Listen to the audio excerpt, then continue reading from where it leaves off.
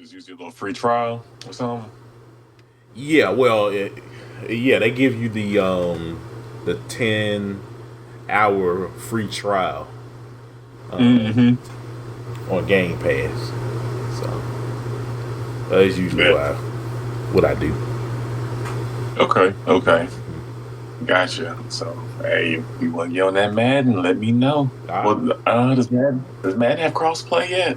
I know 2K does. it does, I think. I think that Okay, was one of the but, selling points. yeah, we can make something shake then. Yeah. Oh yeah. Dude, speaking of playing Madden, that's what it looked like Ole Miss and LSU were doing. I know, right? Good grief, Goodness boy, gracious. they ran it up. I'm I said, telling ain't no defense getting played out here. It was just like, hey, Lane, kill it. Ole Miss had a few possessions, but I know we're gonna get into that here. I know we're Yeah. gonna get into that. Oh yeah. Absolutely. Nah, that was a crazy game. Yes, sir. All right, Let's do it, man. Let's get yeah, into it. yeah. Let's go ahead. I gave you the rundown sheet and everything, so Mm-hmm. everything look good. I'm ready to go. Nice. You see me? I'm loose, Yeah, stretched out. You know, exactly. feeling good, man. Fantasy teams did what they had to do today in my league. So hey, let's talk football. I'm killing it right now. So let's go ahead and do I it. told you, CJ, see, he did his thing. Yeah, he did. Oh, yeah. Dude, Nico Collins too, man. If you had that CJ Nico stack, I'm pretty sure you probably won this weekend. Whoever out there listening, started both of them today. Well, on Sunday. Yeah. You looking good. Oh yeah. I had my A-Chain running wild today. A-Chain. Yep. A-Chain. A-Chain. Yeah. He clarified it. So the way he's playing football, we will make sure we say your name correctly. So Devon A-Chan is the man. There you go. Traded for him in the league myself. You know what I'm saying? I'm feeling really good about that. There you go. I like that. Oh man, as I'm seeing Taylor Swift at this game tonight in New York. Oh my gosh, like and then they play her commercial. Oh my god. Doing it. It is not that serious, y'all. We've seen Taylor Swift before. We get it. She's a celebrity. Cool. We ain't worried about her. We worried about Travis Kelce catching these passes. We ain't stunned her. There you go. At least I am. For my fantasy team, I'm worried about Kelce. I ain't worried about Taylor. Right. I don't need him distracted. we can't select Taylor Swift and put her on our fantasy. No. I mean, it's just some things that they won't let you do. You know. Yeah, I ain't trying to pick her in my fantasy league either. I need other pieces on my team. Exactly. So. Oh boy, but you all ready to go? Ready to go ahead and do this? Knock this out. Yes, sir. All right. Well, let's go ahead. Let me go ahead and queue up right quick, and we can start. What is going on, everyone? Welcome back to another edition of the Breakdown Sportscast. I am your host, Kory Willis. I hope you all are doing well on a Monday. Got a chance to watch a lot of football over the weekend. Had a lot of great games, a lot of wild stuff that happened in college football over the weekend. So, hope everyone got a chance to enjoy it. Another Saturday. Another Saturday indeed. We don't know what it has to give us, but you know what I'm saying? We just take it for what it is and enjoy. Exactly. And that's all you can do. That's literally all you can do. Oh man. Yeah. We always enjoy you guys listening on the show. of course. We're on many different podcast applications such as Spotify, Apple Podcasts, YouTube, Amazon Music, and Amazon Audible, iHeart Radio, and many other platforms. So if you are listening to us on any of those platforms, be sure to like, comment, and subscribe. Let us know what we're doing and how we can improve for the future. So very much appreciated, guys. As always, each week I'm here with my good friend and co-host. You know who he is. He is Chris Bolton. What's going on, Chris? What's good, Kory, man? I'm feeling good. I'm ready to talk some college football. The week did not disappoint. No, it didn't. We got some close games that we thought would happen. Yep. Then there were some outcomes that we didn't anticipate happening. But that's college football for you. That's why we love it. Sometimes you hit it on the money. And other times, man, the game is the game and it's unpredictable. Exactly. That's just one of the reasons why we love this sport so much. Just because it brings all of that emotion that a lot of sports try to replicate, but it's nothing like college football. You see the highs, the lows, everything in between. Yes, you do, and that we did. Mm-hmm. Absolutely, that we did. Where you want to kick off at? How you want to start us off? You know what? I was going to ask you the same thing. I think me and you are on the same wavelength of where we probably want to start off right now, and we'll go ahead and talk about it right now. So this past Saturday we had the LSU Tigers coming into Oxford, Mississippi to take on the Ole Miss Rebels. This game was a barn burner. Like, yes, we talk about the highs and the lows. Like, this game had everything. It had big defensive plays. It had tons of offense. It had fans rushing down the field afterwards. It had everything. It did. But crazy. Yeah, this was a crazy game. So Ole Miss defeated LSU 55-49. Just a spectacular game by Jackson Dart. He was 26 for 39, threw for 389 yards and 4 touchdowns. Jaden Daniels, he was 27 for 36, threw for well over 400 yards. He had 414 yards through the air and 4 touchdowns. So just a remarkable game by both quarterbacks. They were really just battling back with each other. And the defenses, they also made some big stops when they could, but at the end of the day, Ole Miss squeaked out of this game with a victory, and now they advance to 4-1, and they are 1-1 in the conference, as LSU is 3-2, and they are 2-1 in the conference. So, what do you have to say overall, Chris, about how this game, what happened in this game, how it took shape, and just what are your thoughts overall?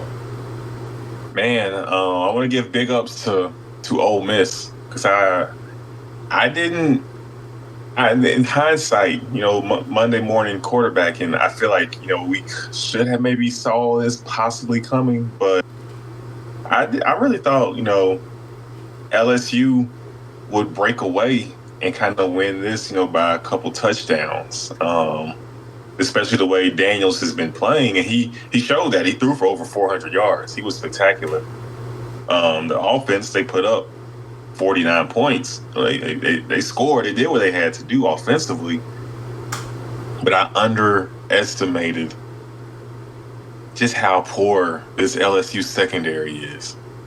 And so Ole Miss took advantage. Jackson Dart, we talked about, we want to see you make the leap.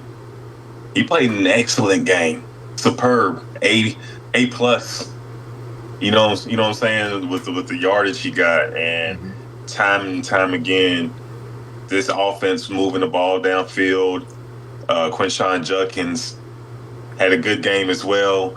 We finally saw the Quinshawn. I felt like we saw the Judkins that we fell in love with last season on the football field in this game.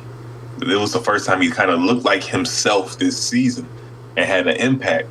And so this Ole Miss team, they did what they had to do. They made timely defensive plays. That big hit stick that they put on Daniels early in the game that led to a scoop and score.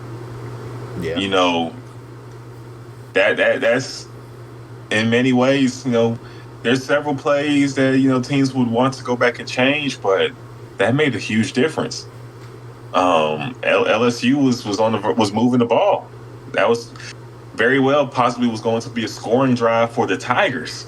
And that just changed, boom, in an instant with that fumble. So timely plays by Ole Miss's defense.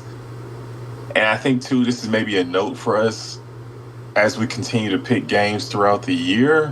When it's a tightly, kind of close in the rankings matchup, especially maybe this year with how balanced the SEC is, not really a lot of dominance going on between the teams. Everybody is good. That home field advantage is probably going to be really important in being the difference in some of these evenly contested games. And I feel like the home crowd, that place, it seemed electric watching the telecast. And we've been in Vaught Hemingway before. We know how that place is when it's sold out. That place, I know, was rocking, and I'm pretty sure both teams felt the impacts of that in the game, and it played out to Ole Miss's favor. Yeah. Anytime when there's a big game in the Oxford, of course, like we all remember 2014 when Alabama came into town to take on Ole Miss. That was a big game. The crowd was just ruckus through that whole game from beginning to the end. That's how this game was overall, where the crowd really got into this game. It really helped this team prevail in the end. But ultimately, the team made the plays that they needed to make in order to defeat LSU. And, a good LSU team that we can say offensively, they, can go toe-to-toe with some of the best teams around college football. I know, like you had mentioned, the LSU secondary is, if there's any weak point that we have to mention about LSU, it is that secondary. They have really no one. It's a problem. Yeah, they have a big problem right now. Finding good production in the secondary, and like they don't have a Derek Stingley. Like they don't have those guys. They don't have those guys. They have transfers this year, and Right. it's showing. Sometimes you hit in the portal. Yeah. And it's not looking like, things, at least to this point of the season, are panning out well with, some of your transfer gets that are playing in the secondary. I guess maybe a note for people betting, take the over. For LSU football games the rest of the season, with the way the secondary is playing and the way the offense is playing, should be a lot of high-scoring games. Might be, you're going to have a lot of, hope you don't have high blood pressure, LSU fans. These games are going to take you down through there, but it should be a lot of points scored whenever LSU's on the field by the Tigers and by who they're playing against, the way the secondary is. Right. Yeah, it's unfortunate defensively because we know that that's not how LSU is. That's not who they want to be. They want to have a very good offense, but they want to have a very tough physical defense. You know, Mhm. they pride themselves on having really good defenses and just a all around team. But Right. it's just something that they're gonna have to deal with now that we're 5 games in. You know, you kind of Mhm. realize what you are 5, 6 games in of a football season. So You are who you are. you are who A you are. couple quick points.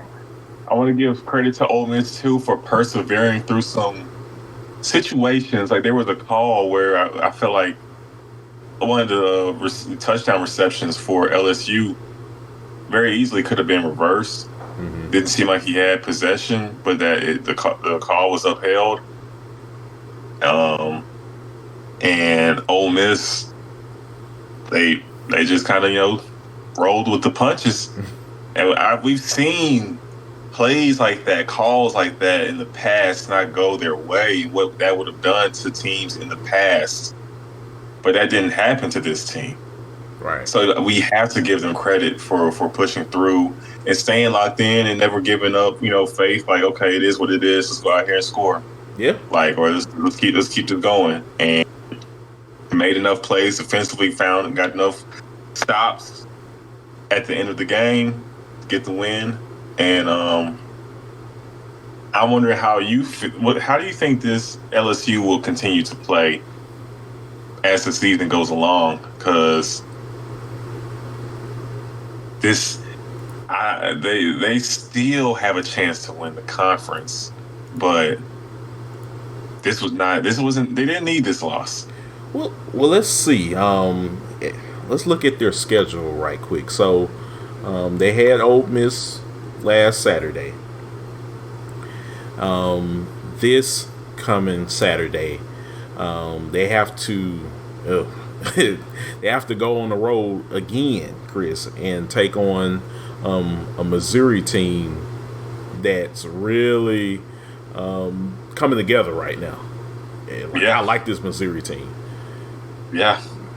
That that you That's not can't just easy. chalk that up as a No, win if you're Brian Kelly. no. Mhm. That's not going to No, be an easy not this game. Missouri team. Yeah, yeah. What's So, that going to do? yeah. This week, there's going to be a lot of soul searching, particularly in their defense, just because I think Missouri's really on a high right now, and if you go into Missouri and you don't play well in that game, and you lose that game, you're 3-3. The season is That's is done. over. Yeah, it's It's over. over in LSU fans' eyes. Like it's over. Yeah, It's lost. right. Because you pretty much have to win out to accomplish what you want to accomplish. If you want to get the tiebreaker in the West, barring Ole Miss, not it's depending on what happens with Ole Miss as their season continues. Hmm. But you need the tiebreakers over Alabama. You need to take care of business against teams like Arkansas. You need to beat A&M. You need to take care of business against Auburn, Hmm. and you got the good old Egg Bowl, which no matter how either team is playing up to that point in the season, anything can happen in that ball game. So, for Ole Miss and Mississippi State, when you look at Ole Miss, so it's going to be interesting to see how things play out for both teams, man. Yeah, yeah. Ole Miss, they still have a chance to maybe make something happen out the West too now with this win. This is a big win for them. Yeah, like you said, they have a big role ahead of them as well throughout the rest of the season. If they want to do something big over there in Oxford and make some waves, they're really going to have to, take care of, handle their business with this schedule overall. That's the Yeah, biggest they thing. they notoriously have come away with wins against like maybe Alabama and LSU in the same season, but then you turn around and lose to Arkansas, Right. or yeah, you lose a close one, a heartbreaker to Auburn or something like that in the season that looks like you should be better than those teams. And it looks like they should be better than those teams this year. So can you change the course of what how history of how it tends to go for your program and win those games that you should win? So we'll Right. see. Yeah. Yeah. We'll see. We'll see. Yeah. Like you said, this week they have to play Arkansas. That game's at home. Then they have to go on the road to Auburn in about 2 weeks from there, and then they pretty much finish out with Vanderbilt, Texas A&M, UL Monroe at home, and then they have to travel to Georgia on November the 11th, and then the Egg Bowl in Starkville. Yeah, So yeah, like SEC man, the it SEC. doesn't it doesn't get any easier, man. Every week. No, it doesn't.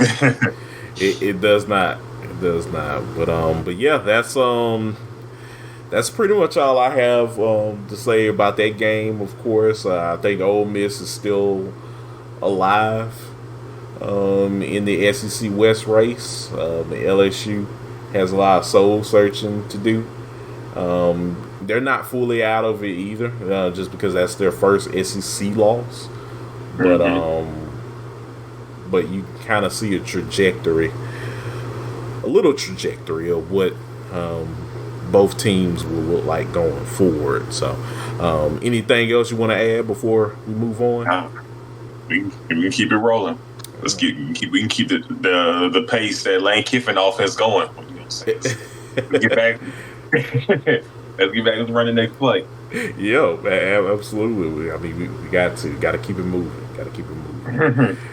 All right. So, next game that we'll talk about, we'll stick in the SEC, Chris. We had number 1 Georgia going to Auburn to take on the Auburn Tigers.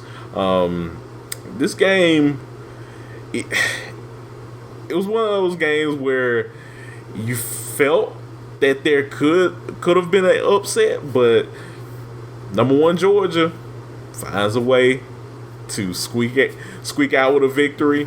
Carson Beck, he was 23 for 33, 313 yards for 1 touchdown. Then he also threw 1 interception. Peyton Thorne, he was 10 for 19, 82 yards, threw 1 interception. But we had Robbie Ashford that also came into the game with Auburn kind of running that 2 quarterback system right now.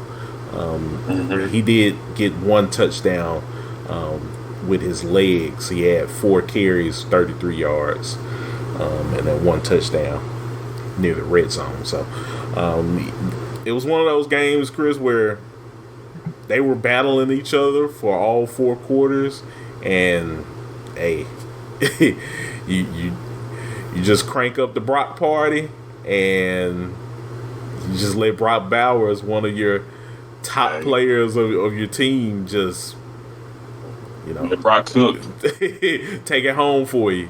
Take you to victory. Cook. Yep. The game, it looked like a rivalry game. We know Georgia and Auburn is always there can always be some crazy shenanigans in that game as well. We've seen some stuff over the years in that game, but Auburn, they made it a game. You know what I'm saying? They were at home. This was the game.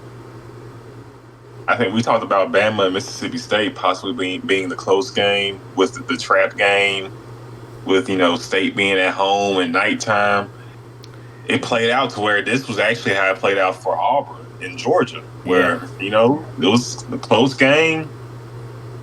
Play here, play there, and possibly Auburn pulls it off in the first season of the Hugh Freeze era. But you live to fight another day, man. If you're Georgia, you live to fight another day. It wasn't pretty. Yeah, they need to make a step up offensively. They need to take another leap with this offense, because it isn't your typical Georgia defense either. You know what I'm saying? This isn't the Georgia team's last few years. It's still a very good team, but isn't those dominant dogs, and they kind of need somebody to take things up a notch, or else, you know, the way the SEC is this year, man. I mean, Georgia can get caught. Almost just got caught by Auburn. No offense to Auburn, but by Auburn of all teams. You know, this isn't the same Auburn team you're watching this year. Definitely won't be the team on the field next year, or for that matter, you know, 2 years after that. Like, there's supposed to be some wholesale changes at Auburn, and it's still competing. But, you know, on paper, though, you would think the number one team in the nation would have kind of put a thumping on this Auburn team, and that didn't happen. Right. Like this, there's a lot of things that, I mean, maybe you can change them. Maybe you can find a couple other guys or on your team that can, you know, really, you know, boost this offense. But yeah, I mean, you're 5-6 games out of the season now. Like I was talking about earlier, you kind of are who you are. That's what we need to name this episode, man. You are who you are. Look, don't give me any ideas, Chris. Don't do that. You are who you are, but that is the thing, man. Yeah, that is the thing. It's the truth. Yeah, I definitely agree with you. Overall, Georgia cannot, if they're very serious about three-peating this year, they can't keep playing like this against every single person. They just can't. At some point, you're going to go up against a team that's going to say no. like you're going to have to come to our level and play to our standards. That could be this weekend, if we're being real. Yeah, as they take on undefeated Kentucky, and we'll get to the Wildcats later. Yeah, we'll get to them later. But Georgia needs to come ready against this Kentucky team. We'll say that much for now. Yeah, absolutely. It like we said earlier for Ole Miss, it doesn't get any easier. It doesn't get any easier for Georgia. Like, they can get caught slipping next week with a performance like this. Mm-hmm. And I know that Kirby Smart, he had his quarterback battle before the season had started, and you know, he ultimately picked Carson Beck as the guy at Reigns at quarterback. But I don't know. Every week is just like this slow plodding offense coming out every week, and you don't know what you're gonna get. And you know, now this is the meat of Georgia's schedule now. Like, they are knee deep into their schedule. Like I said, it doesn't get any easier. So it's going to be interesting to see how the team plays going forward, because they still have to play. Like, they have to play Kentucky this week. They have to play Ole Miss later on in the year. Fortunately for them, they have both of those games at home. Yeah, both of those games are at home for them, so that's key. Mm-hmm. But still, though, you come out slow against these teams, man, and the way we saw Ray Davis play, you know, anything can happen this upcoming Saturday. Anything. So anything can happen. You know, Florida's up and down. We don't know. Like, I still don't know what to think about Florida. Like, Florida we'll talk about it later. Mm-hmm. We'll talk about them later, but we saw them beat Tennessee the way that they did. Who's to say that they won't show up at the cocktail party? It's all of these things that Kirby and his coaching staff have to think about moving forward, because they can get caught slipping quick, fast, and in a hurry. They know that too. Mm-hmm. They know that. So there's somebody else besides Brock is going to have to just inject some life, some explosion. You know what I'm saying, into this offense, and I will see who that can be, who that might be, how they go about doing that, but some adjustments will be made. I feel like, moving forward. Yeah. Yeah. Most definitely. So, you got any other things to say about this game? No, just good showing by Auburn and Coach Freeze and the staff. They drew up, I feel like, a good game plan, and are trying to do the best with just the players they have right now. Hugh Freeze doesn't have all his weapons at his disposal. Not yet. But I feel like if you're an Auburn fan, you are encouraged by this performance, and the team will be. The program is just fine. This year's going to be a tough year, but the program is just fine. Yeah. We don't like moral victories, but you did. You played a good competitive game against the top team in the nation. So I think you'll take that with how this team is this year. Right. I think you're gonna have to. You're gonna have to. So we'll see where everything goes between both teams. I do like the fight that Auburn is having now. I think with Hugh Freeze being there, he's showing it does seem that he has some players that are buying into what he's trying to do. So that's a good thing. But we do need to see a little bit more from Georgia. But we'll see. We'll see how everything goes. So for sure. So what we are going to do now, we are going to leave the SEC for a little bit, Chris. We'll be back a little bit later as we wrap up the show to talk about USC traveling to Boulder, Colorado to take on Primetime's Colorado Buffaloes.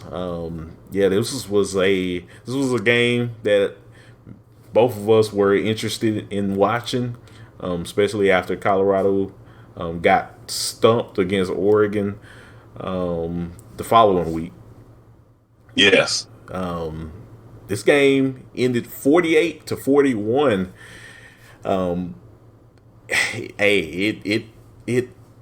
It had everything that you wanted to see offensively in this game. You had Caleb Williams, Heisman Trophy winner Caleb Williams taking on Shadur Sanders. Caleb, he had a big day. He was 30 for 40, 403 yards with 6 touchdowns, 1 interception.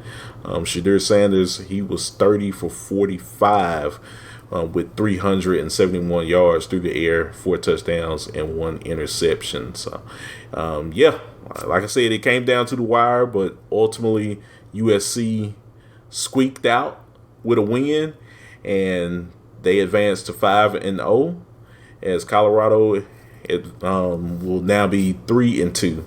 USC is 3-0 in conference play, and Colorado with their second loss in conference play. So, overall, Chris, what did you think about this game? It was interesting. I expected Colorado to kind of come out humming, and for it to, be tight instantly. But it kind of, how I anticipated it being a tight game, it happened later. Colorado, got settled in and started to get things rolling. But We saw the emergence of another skill player for Colorado, Omarion Miller. 7 receptions, 196 yards, and a TD. So no Travis Hunter, no problem. Miller steps up and showcases that he's a guy. Yeah, not just him. But yeah, no, this Colorado has some. They got some players. They got some guys on the outside. Yeah. But they showed some pride and fought back. This game could have gotten ugly. Mm-hmm. It looked like it was about to be ugly, but they fought back, made it a tight game, and I think we saw this team just continuing to grow up. As we said at the beginning of the season, we didn't expect Colorado to beat USC. We didn't expect them to beat Oregon. Mm-hmm. But I feel like Colorado fans should be encouraged that you lost by 7 to someone who is, a Heisman hopeful and should probably be the first pick in the NFL draft next season. And, with a USC team that's extremely talented, and this is supposed to be USC's year. And I made it a game in the first year of the Coach Prime era. So, solid outing by Colorado. I think they leave this game feeling good about themselves. Mm-hmm. Yeah, we lost, but we're gonna be all right. Travis is on his way back, and the offensive line showed they had some heart about them. Didn't continue to get bullied and beat up like they did in the Oregon game. They did some bullying in this game too. So I think Colorado should feel good, and USC kind of, like I said, they can have some duds at times. They came out clicking, but you don't like how they finished that game either. You know what I'm saying? They didn't finish it the way you kind of want to see a more dominant, better team finish games, and that didn't happen. So that's something to keep an eye on too as they continue their Pac-12 season.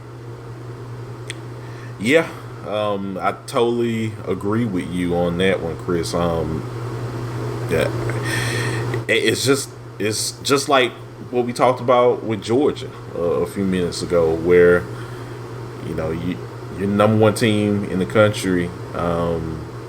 We want to see you act like it. We want to see the behemoth that you are as the Georgia Bulldogs. So no difference with USC, with a Heisman Trophy quarterback and players back from the previous year and some. You want to see this team take that next step, and while they still have a dynamic offense, defensively, they haven't shown that they can really take the air out of the football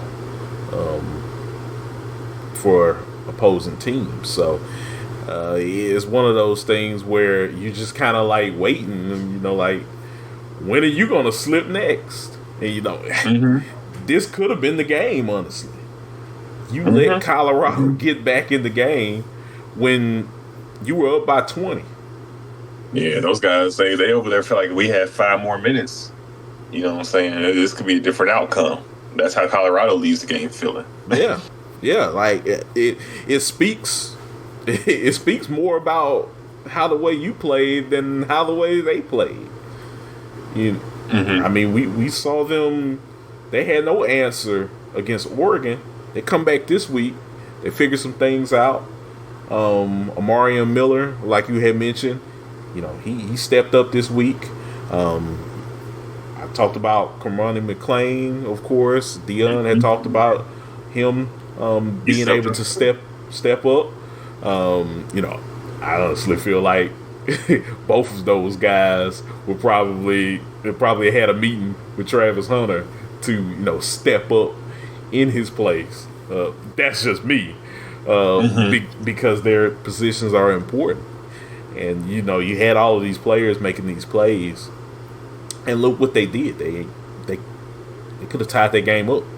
They could have tried to win that game potentially.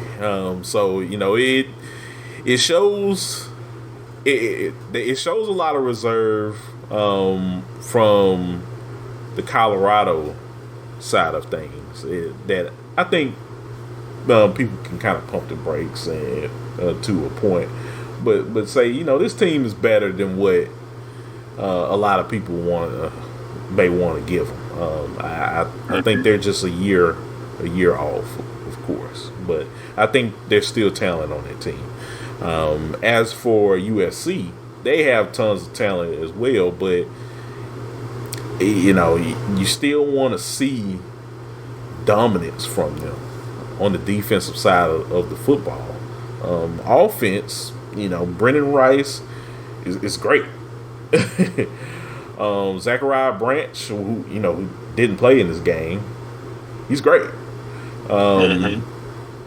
You really want to see that kind of talent just on the defensive side of the ball. You want to see guys making plays. You want to see USC overwhelm them like Oregon did. Yeah, and that we didn't see. Right, didn't see. So we didn't see that, and maybe that's something to keep in mind moving forward. Once we have some of these more, these matchups in the Pac-12, when some of these top tier teams had to play each other. Mm-hmm. So, but yeah, the USC they get the win, and all's well that ends well. But it's another one of those games, man. Like we've seen some of these teams, some of these top tier, highly ranked teams. They got the win. It wasn't the best, but they got the win. So everybody has a game like that. I feel like every season, but you want it to be that alone where you have a game like that. You don't want this to become a pattern, and then it becomes who you are. Exactly. So we'll see how USC plays, next week. And we'll see how Colorado plays. But you get out of Boulder with the dub, so hey, I think that's all that matters. And at least you're not alone. Everybody else in college football is having the same problems of playing 4 quarters of great football. USC isn't the only team struggling with that. Granted, that is the truth right now. No one's playing perfect ball. I think we should say everyone does have somewhat of a deficiency, I should say. So, we'll just have to keep an eye out on USC.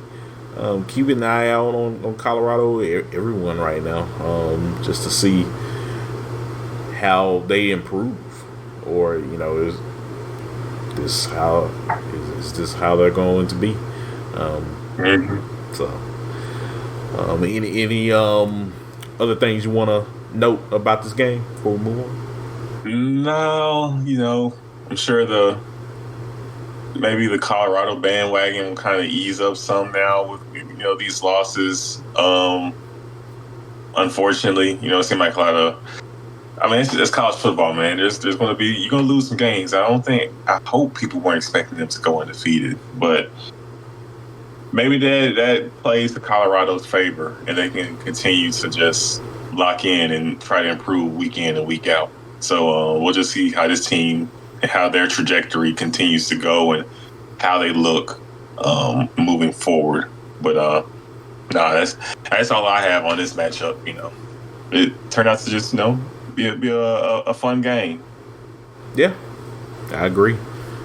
So yeah, we'll definitely see what happens for both teams going forward. I see a lot of promise from a lot of different players on both teams, and we hope from a USC standpoint, with them being at the top, one of the top teams in the Pac-12 right now, where they go from here. Can they get better? yeah, we'll see what happens.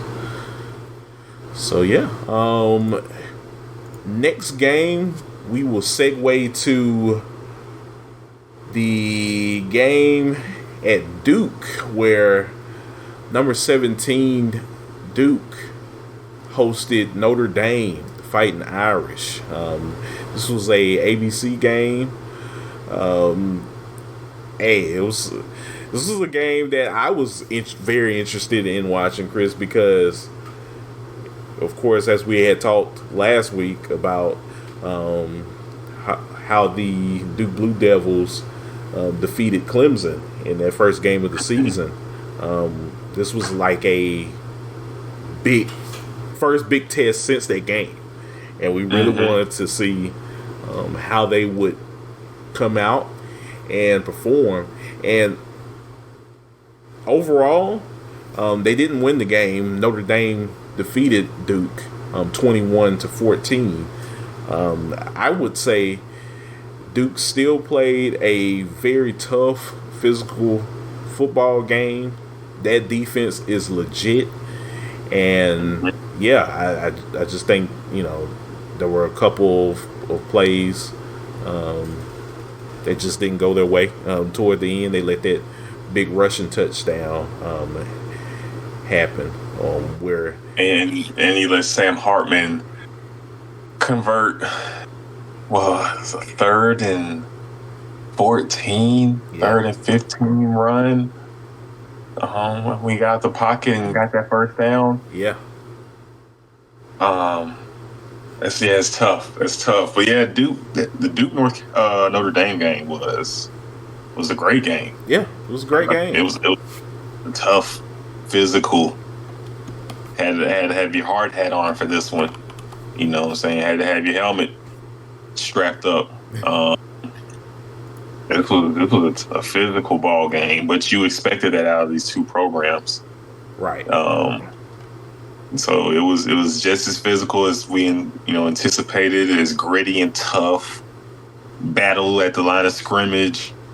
But Notre Dame, after Duke came down and scored in the fourth quarter, Notre Dame made the plays.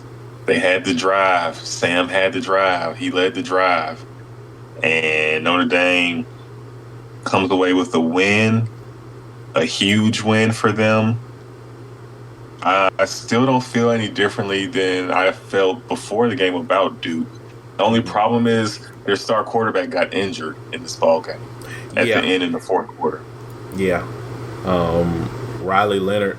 I think the last time I did get word on it,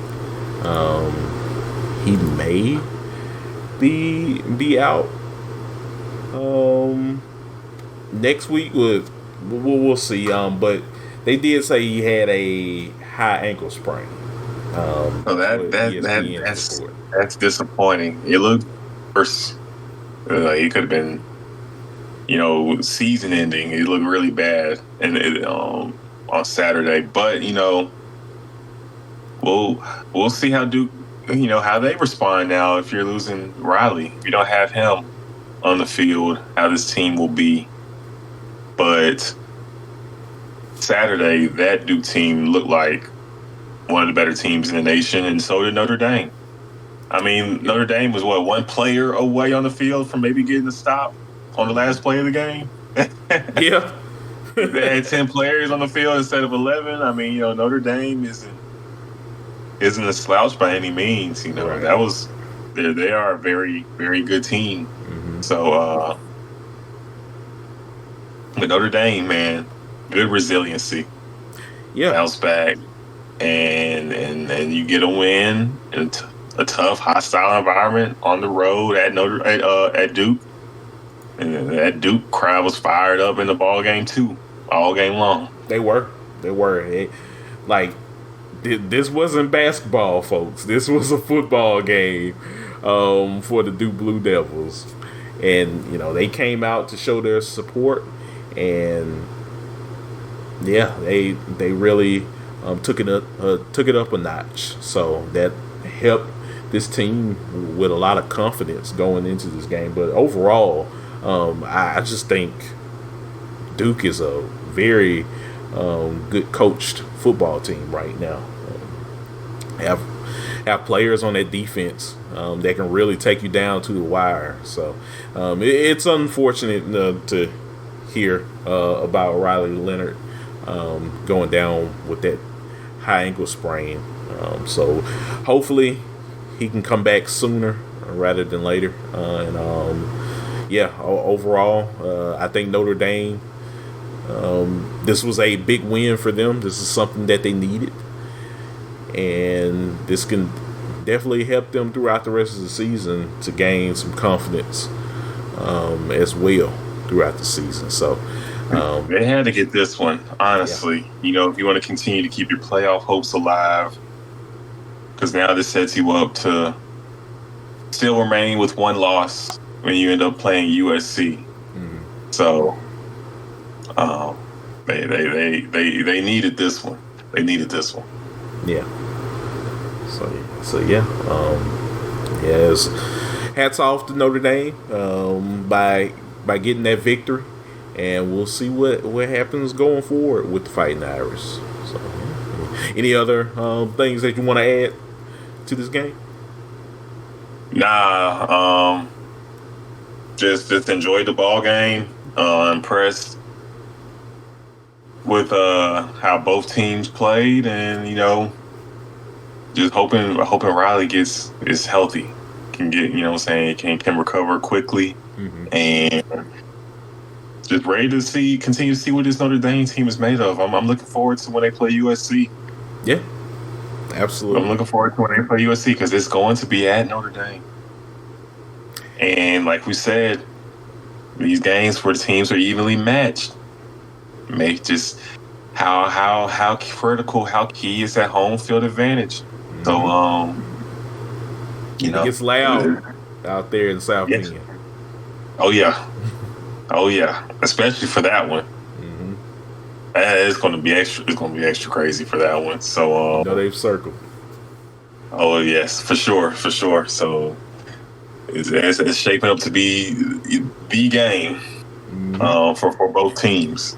Absolutely. They both need it. So yeah. Absolutely. But yeah. That's all we have to say about Notre Dame, Duke. It was a really good game. Really showcased a lot of good defensive stops, but also some great offense as well. So we'll definitely see how both teams come out as we progress through the college football season. So now we are going to head over to Austin, Texas, Chris, my neck of the woods, mm-hmm. where the number 3 Longhorns hosted the Kansas Jayhawks.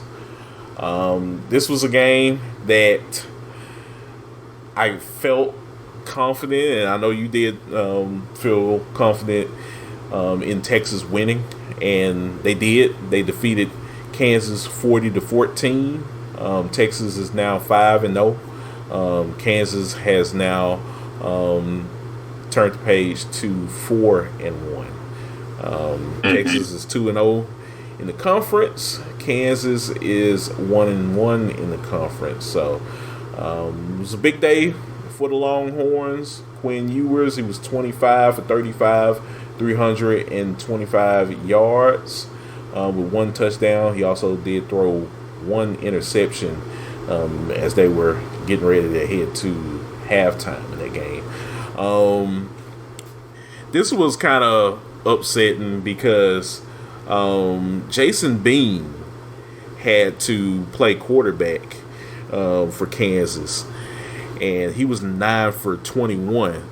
136 yards. He did throw 1 touchdown, but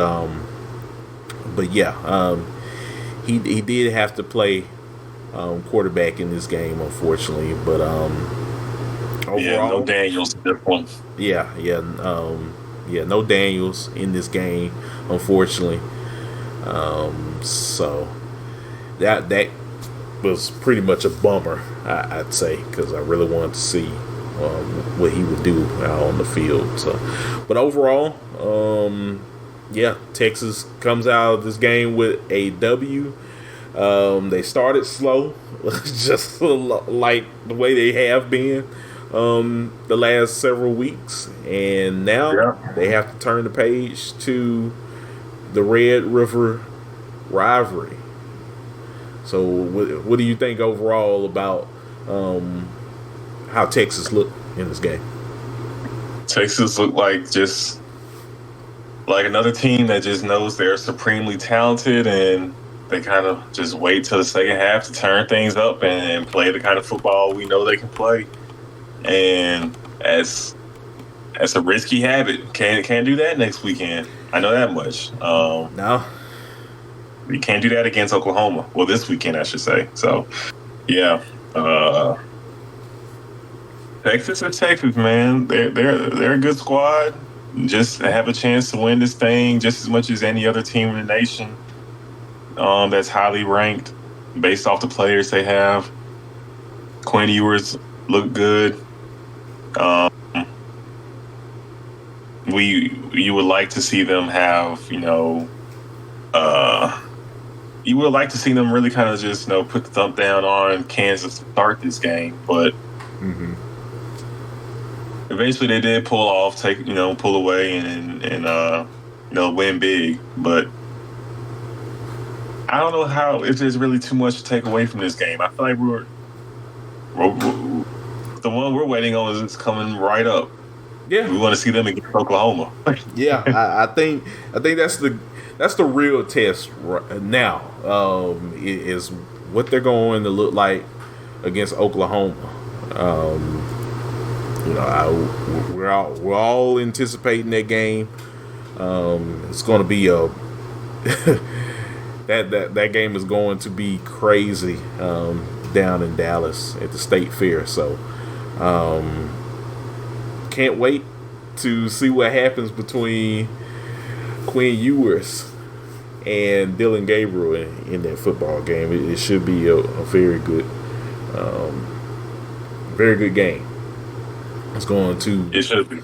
We're going to learn a lot about both teams. So yeah, it's another Texas win. They've started. I think that's all we really can take from it. It's just it's another win. They got the win. Yeah. Kansas they were without their starting quarterback, so it is what it is. Yeah. They went out there and Texas got the win. So I think that's the takeaway. It's just we continue to wait and see.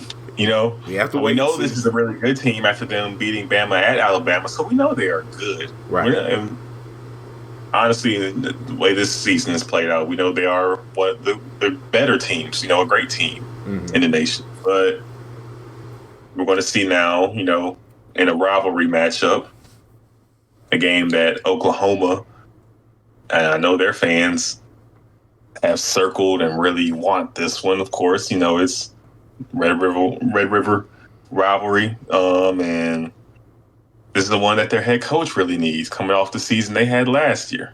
If he can get this one after winning 6 games last year, if I'm not mistaken, Oklahoma did. Yeah. So you turn around and you beat Texas. After Texas then beat Alabama, Texas fans are on cloud 9, feeling good. We're about to go into the college football playoff this year and get this championship. That'll be huge for them. So, now we get ready for that one. That's the one that gives us answers. Like, oh, Texas beat Bama and Oklahoma. Mm-hmm. Oh, well, Texas really. They might be the number 1 team in the nation. Georgia's been ranked number 1 so far, but it might be Texas who's really the top team in the country. We'll see. I think we'll learn that, Saturday, because Oklahoma has looked really good at in some of their games. Mm-hmm. The defense has been flying around, and that's what their head coach. That's what he hangs his heart on. You know what I'm saying? That's his pride and joy, his defense. Mm-hmm. So I'm ready to see that one. Yeah, it's about to get interesting. I think just overall, I've just been, with me being within the Mm-hmm. UT climate, it's just I I guess this is how this team is, where they are a second half team. Um, with them being that, can they still be on this high and take on Oklahoma and come out of that game with a W? So if they can, then that'll be big for them. They got to win against Oklahoma. You got to win against Alabama. You riding high right now. I think if you are the college football playoff committee, I would put Texas at number one over Georgia at that point. Just I think you because have to. in the end they succeeded, they've won. And barring that they don't lose before the rankings officially come out. Right, right. I would agree. But yeah, uh, overall, they have really, really talented players, and they're winning football games right now. Quinn Ewers he's doing it right now, and we're about to see this coming Saturday what happens. Yeah, yeah. But everything you've done doesn't matter, honestly. Up to this point for both teams, it's about this game. Absolutely. You have both teams have this one circled. You have to win this game. Yeah, So I agree. point blank, period, man. It's that simple. I agree. I agree. Well, yeah. Any other things to note about this game before we move into our last game of the day? Nah, nothing else for me on this one. Okay. All right. Well, last but not least, folks, we are going to head back into the SEC, where we had the Florida Gators taking a trip to Kentucky, to Lexington, Kentucky, to take on the Wildcats. Who knew, Chris? As we kind of head to your neck of the woods. Yeah. Who knew that Kentucky was going to run all over the Florida Gators the way that they did? Nobody did, I think, unless you're one of the people in that Kentucky football program circle. But I think some people in that circle would question and tell you they weren't anticipating this. Scratching their head. It's just like, look, man, who knew? Kentucky's offensive line, the Big Blue Wall, hasn't played like this since 2021. Yeah. This was probably the best game we've seen from Kentucky and since the 2021 season. Better than any of their performances last year. Yeah. And they low-key dominated this. They played well from the first quarter to the fourth quarter. This was what you wanted to see. Mm-hmm. If you had stock in this Kentucky team, this was the game you wanted to see, the performance you wanted to see from them. And Ray Davis did the things he did to Kentucky last year as a Commodore, he did to Florida this year as a Wildcat. I mean, he ran like a man possessed against them. He did his thing. Over 200 yards rushing, was electric. As soon as he hit that hole, man, he was taking off. He was gone. He was flying down the field. So you saw Liam Cohen, their offensive coordinator, cooking. Mm-hmm. So yeah, Kentucky showed out. This was a huge win for the fan base, a huge win for them, and don't be surprised if they step into Athens and play some good football this Saturday. Don't be surprised one bit. Last year's team arguably gave Georgia their toughest test of the season. Just couldn't put points on the board. Held them to 13 points. We'll see if this year's team can put points on the board against the Dogs. But spectacular performance against Florida. I think the best win of the weekend for anyone. Yeah, I definitely agree. Ray Davis, he was a monster among men in this game. Just an amazing performance by him. He had 26 carries, 280 yards with 3 touchdowns. His longest run of the day was for 75 yards. But yeah, overall, a great win for Kentucky as they defeated Florida 33-14 in Kroger Field. Devin Leary, he did what he needed to do to get his team the victory. Nothing flashy. You ain't got to do so much when your running back runs for over 200 yards. Absolutely. You ain't got to do anything. You're like, he was 9 for 19. Turn around and hand him the ball. Yeah. Doing all the work. Yeah. Exactly. He was 9 for 19, 69 yards. He did throw a touchdown, but overall, Ray Davis, he took over in this game. On the Florida side of things, Graham Mertz, he was 25 for 30, 244 yards, threw for 2 touchdowns and 1 interception. Hats off to Kentucky. They have to play number 1 Georgia now, which is going to be a monster game.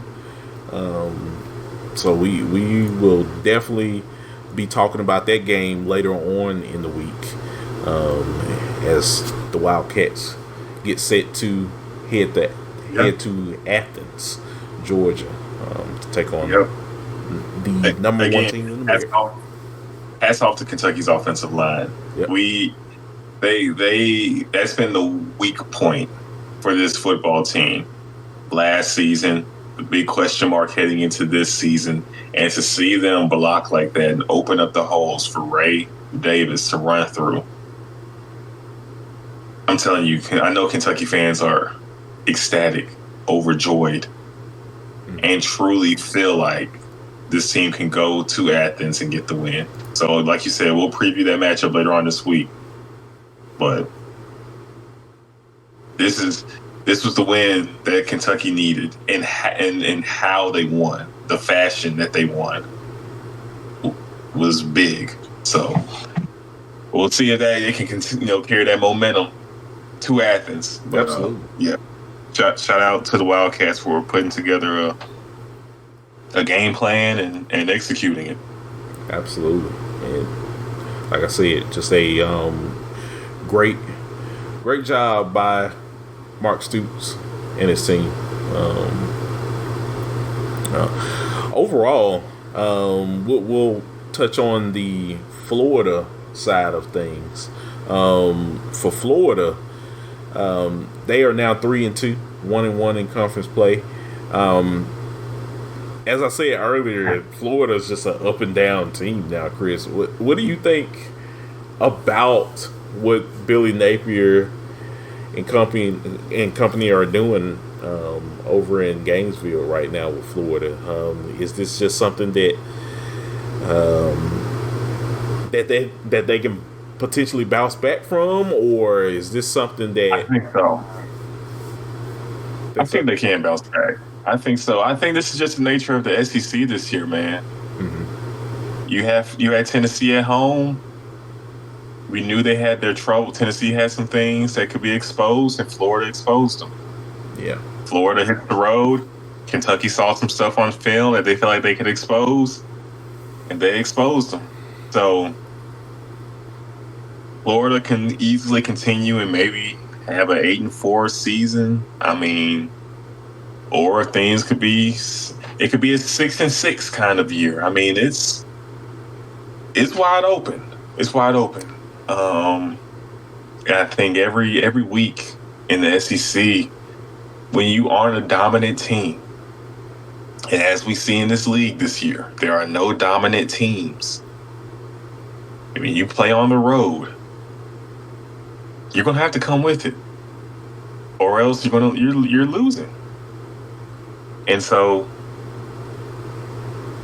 this is just what it is in the SEC this year. In Florida, played a team that was ready for them at their home field, and they got beat down. And then Florida can very well next week be putting the beat down on someone. It's just going to be an up and down year. I really think that. Yeah, it certainly feels like it. Next game, of course, they have a game against Vanderbilt. They should win that game. But overall, like their next big test, they have to travel to South Carolina. So watch out, Gators fans. Just because I think Spencer Rattler is someone that he has his ups and down moments, but he definitely can get you when the opportunity presents itself. Overall, for Florida, it just doesn't get any easier for them. They have to come out each week and be the best team that they can be, and you just see levels of just them being up and down. But we can see what happens for them in the future. I mean, there's still a lot of football left to be played, of course. And it's the nature of a first year head coach too, with Napier. You know what I'm saying? Like these things happen, and it's going to be up and down. Mm-hmm. So I think we just gotta, Florida fans, just buckle up. I can't say enjoy the ride, but just ride safely. Put your seatbelt on, because there's going to be some times where you love what happens. There's going to be some games where you're like, oh man, come on. I know. And you're not going to be the only ones. That's going to be the SEC this year. It's going to be all over the place. It really is. Yeah, I think you're absolutely correct, Chris. No team in the SEC, I think, this year is unbeatable. I think everyone has their own set of issues. More teams than other teams, of course. And that's just the way it is. But I think with them losing the way that they did, I think they lost to a pretty good Kentucky team that is starting to find themselves a little bit more. So there's no reason to cry over spilled milk. Of course, there's still a lot of football left to be played. You got that big win over Tennessee, which no one saw that coming. So there's things to build off of. There's things that we can definitely see this team improve on. But there's, like I said, there's still a lot of football left to be played, and we'll definitely see what happens with Florida going forward. So I won't count them out just yet. Same. Absolutely. But anything else you want to add? Nah. I think that wraps everything up we kind of wanted to hit on tonight. It was another weekend of college football. We see some teams almost make it happen, and we saw some teams rise to the occasion. Step up in the moment and make it happen. Now the question, I think, is consistency. Mm-hmm. Will they continue to do so? Will they separate themselves? I feel like everybody's so closely bunched up. No one has just truly separated themselves from the bunch. Right. Well, now these next couple of weeks are the opportunities for such teams, for teams to show that, You know, you can put us at the top, or nah, we're better than them. You know, we put a beat down on them at their home field in the road on, you know what I'm saying, you know, on the road and smack this team. You know, these are the chances to do that. And these are the chances if you had a slow start to the season, but you still bought in, you're going to have some teams coming to you, or you're going to go to their place and you can still make something happen. So we're going to see what teams are made of, whether it's from a resiliency standpoint or from them separating themselves from the fold, from everybody else, and showing we are the big dog in college football. Texas, we beat Alabama and we beat Oklahoma. So, you know, we're going to find out, you know, who is that team? Can somebody step up? There's still a lot of football left. Can somebody or somebodies, can several teams step up and show like, no, we're not just good, we really are great. Yeah, I definitely agree. As we, you know, head towards the middle of the season, like there's no time for excuses now because everyone's about to start beating up on each other, and that's where we're really about to see who's really at the top of this mountain this year in college football. So we're about to see. We're about to see. Oh yeah, I'm locked in, man. I'm locked in. I'm ready to see. Absolutely, you know? Absolutely. Right now, I think if I was making the college football playoff top 4, I would say Texas. I would say Georgia. Begrudgingly, I'd say Georgia. I think I would say Oregon. I think I would have Oregon up there for myself. And, you know, you got your USCs, your Michigans, your Washington. I don't know. It's tough. It's tough. I really can't even give you a 4 right now. I feel like everybody's so close, man. I really can't give you a 4. I can't either. I wouldn't even know where to start. Like, get at me by the end of October. Then I'll give you my 4. Can we try to predict who we think would make who's standing? You know, will Georgia, will it be a SEC school in the mix? I mean, I think Georgia can get a loss. I don't know, man. It's crazy. It's tough. This is unprecedented. I haven't seen the SEC be this beatable. Well, both of us haven't seen the SEC be this beatable in quite some time. Yeah. So, I think Texas at the end of the day is going to be a playoff team. I think we'll see how this Michigan, Ohio State, Penn State thing plays out between those 3 schools. Mm-hmm. That's something to keep an eye on. Keep an eye on Georgia. Low key, keep an eye on Alabama. Yeah. I know we were ready to kind of write them off, but, you know, maybe they figured out that we just going to have to run this football and play defense, go back to the old Alabama way. that keeps getting them wins. Look, if it helps you win, do it. If it ain't broke, don't fix it. So maybe this is going to be a season where they lean on the defense like they used to. Yeah. They are a dynamic offensive team, but oh well, you know, run the football, play defense, and get the wins. Right. So we still have to kind of keep an eye on them. And you got the Pac-12 schools. Washington, USC, Oregon, you know. We'll have to keep an eye on them. Yeah. Got to keep an eye on Florida State. Yeah. Yeah. Duke is still in it. Miami. Florida State's tricky. Yeah. Yeah. Louisville.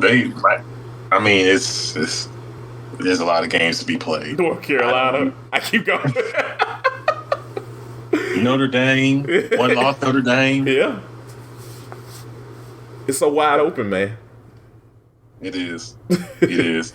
Kentucky, undefeated, just had the best performance of the weekend. When you look at how they beat Florida, Mm-hmm. you guys toss their name in the hat. You got to. So, yeah. So yeah. Overall, it's very interesting in college football, but yeah, we will find out sooner rather than later, my friend. So yeah, Yes, we will. yeah, We absolutely. will. So yeah, that's it for us. As always, y'all, we appreciate y'all for listening in on the show. Facts. Just talking about everything that's going on in college football. We are already halfway through the season already. It's just crazy that we are, but yeah, we definitely appreciate y'all listening in. Before we head out, Chris, tell the good folks where they can find you on social media.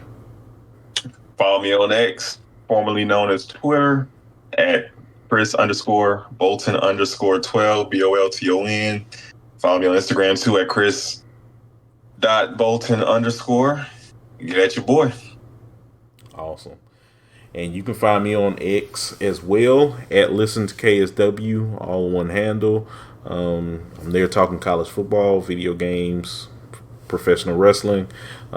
Just holler at me on there. Yeah. All right. Well, sounds good, man. We're another good job, another good slate of games to recap. Mm-hmm. And now we get ready to, we'll preview Saturday, this weekend's matchups again later on this week. So yeah, that'll be another great pod. Awesome. Well, until next time, y'all take care, and we will see y'all then. Peace.